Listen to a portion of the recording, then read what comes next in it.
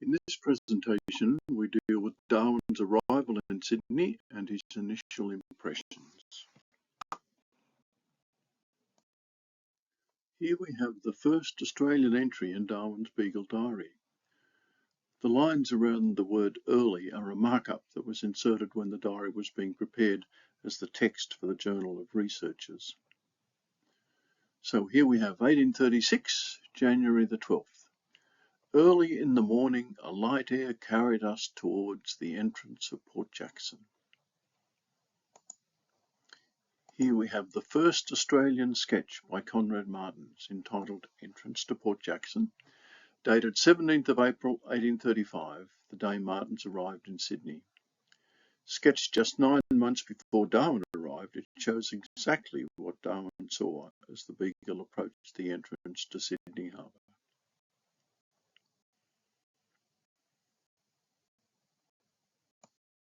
Continuing with Darwin's Beagle Diary, a solitary lighthouse built of white stone alone told us we were near to a great and populous city. The lighthouse to which Darwin refers is the Macquarie Lighthouse, Australia's first lighthouse, sketched here by Conrad Martins just 5 weeks before Darwin saw it. The same lighthouse, or rather a replica of it, still stands on the same location, welcoming visitors to Sydney Harbour.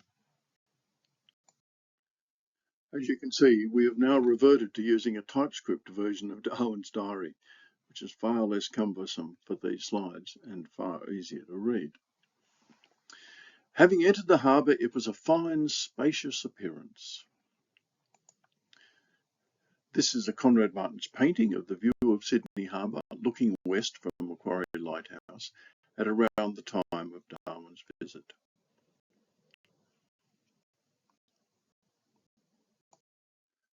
At last we anchored within Sydney Cove. On one point stood an insignificant little fort. This Conrad Martins sketch is dated the 8th of January 1836, just 4 days before Darwin saw the same scene. The view is taken from the north side of the harbour, very near where Admiralty House, the Sydney residence of Governor-General, now stands. The site of the insignificant little fort, shown here in the middle of the sketch, is now occupied by the Sydney Opera House. Sydney Cove is just to the right of the fort.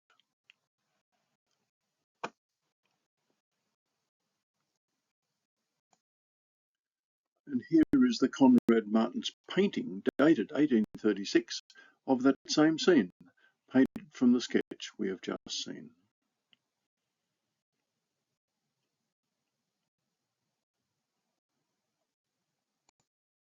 And here we have another Conrad Martins view, painted a few years later, of the same part of Sydney Harbour, but this time looking east from a site somewhere near where the southern pylons of the Sydney Harbour Bridge now stand.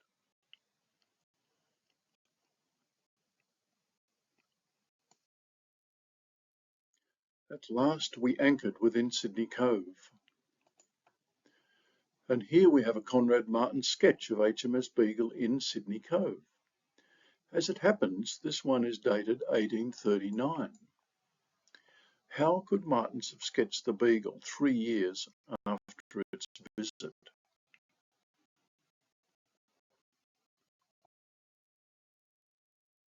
The answer is that the Beagle actually came back to Australia on a third surveying voyage, from 1837 to 1843. Here's the title page of the official account of that voyage, called Discoveries in Australia. In charge of this third Beagle voyage were 2 of Darwin's shipmates from the previous voyage, Wickham, who was captain until early 1841, and Stokes, who replaced Wickham when Wickham became ill and who, as you can see, authored the official account. You will recall that we met each of these men in the list of people on the Beagle in the previous presentation. One of the major tasks of the Beagle's third voyage was to complete the surveys of the coastline of Australia. On the 9th of September 1839, a few months after Martins drew his sketch of the Beagle in Sydney Cove, the one we have just seen, Stokes records that on the northern coastline of Australia, a wide bay appearing between two wide cliffy heads and stretching away within to a great distance presented itself to our view, and that the bay had a fine-grained sandstone, a new feature in the geology of this part of the continent, which afforded us an appropriate opportunity of convincing an old shipmate and friend that he still lived in our memory, and we accordingly named this sheet of water Port Darwin.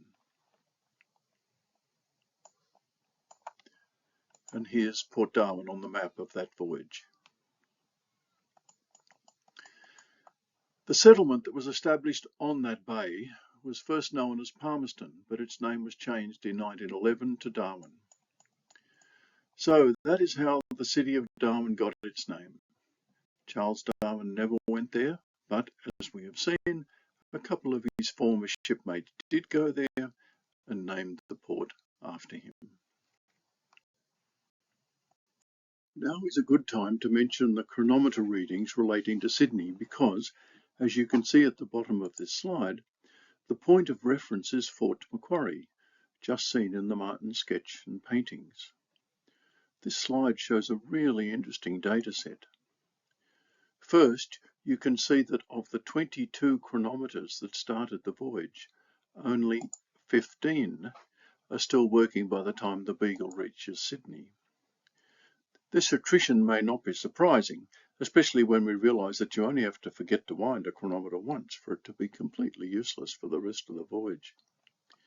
Whatever the reason, Fitzroy had only 15 functioning chronometers in Sydney, identified as A, B, C, etc. The data represented as the difference in chronometer time, that is Greenwich time, between local noon at the Bay of Islands in New Zealand and local noon at Fort Macquarie in Sydney. That difference in time is presented in hours, minutes, and seconds. You can see, for example, that for chronometer A, the time difference was 1 hour, 31 minutes, and 33.50 seconds.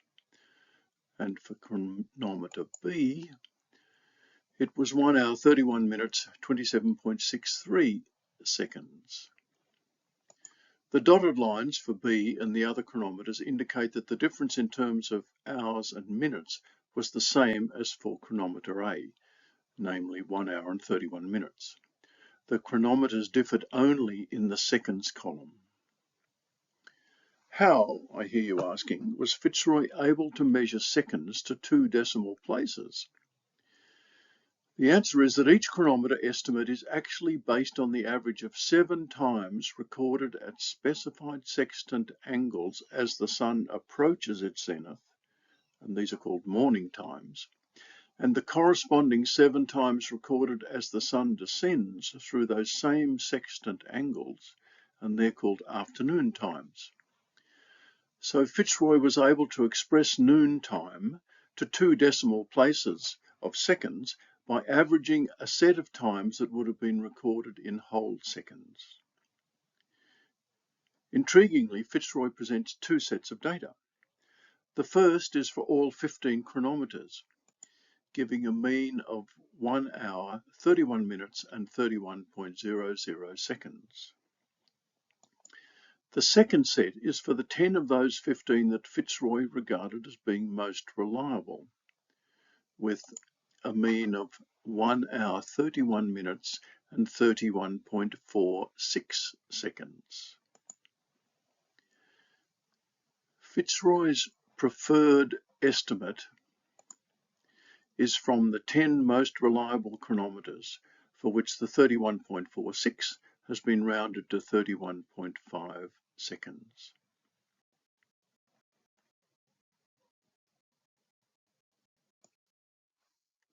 What was the weather like during Darwin's visit? Well, here we have a very detailed answer for each of the 19 days the Beagle stayed in Sydney, thanks to all the weather details gathered by Fitzroy under Beaufort's instructions. using the Beaufort wind scale and weather codes. So here on the day they arrived, the winds were coming from the east. They were force 2. There was blue sky. There were a few clouds, but that's it. On the next day at 9 a.m, winds were coming from the south, force 1. There were clouds. It was a bit gloomy. There was thunder and lightning, but it was all passing, and so on. We can recreate every day that the Beagle was in port. Notice that some of the days were windy. Here's force 4 on the 17th and force 5 on the 23rd. So there were a few windy days while the Beagle was in Sydney, but there was no rain. The letter R is never recorded. Back to Darwin's Beagle Diary. There is one advantage which the town enjoys in the number of pleasant walks in the Botanic Garden and Government Domain. Here we have a Martin sketch entitled In the Domain, drawn on the 25th of September 1835, just 4 months before Darwin walked there. The castle-like building in the centre of the background was the stables for the governor, completed in 1821. It now houses the Sydney Conservatorium of Music. To finish this presentation, we will take a look at one whole page of Darwin's diary, the page in which he records his first impressions of Sydney.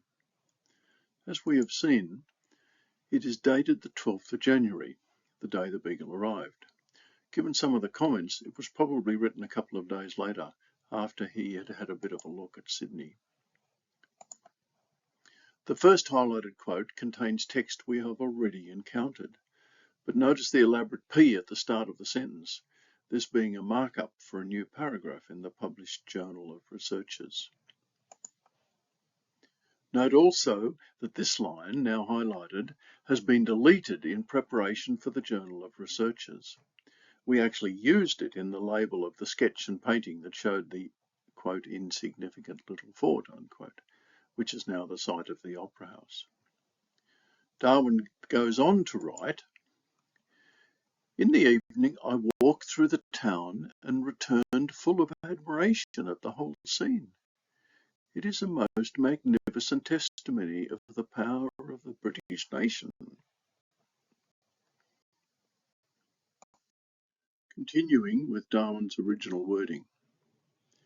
Here, in a less promising country, scores of years have effected many times more than centuries in South America. My first feeling was to congratulate myself that I was born an Englishman. Upon seeing more of the town on other days, perhaps it fell a little in my estimation. But yet it is a good town. The streets are regular, broad, clean, and kept in excellent order. The houses are of a good size and the shops excellent. It may be compared with great accuracy to the large suburbs which stretch out from London and a few other great towns. But not even in London or Birmingham is there an aspect of such rapid growth. The number of large houses just finished and others building is truly surprising. And with this, everyone complains of the high rents and difficulty in procuring a house.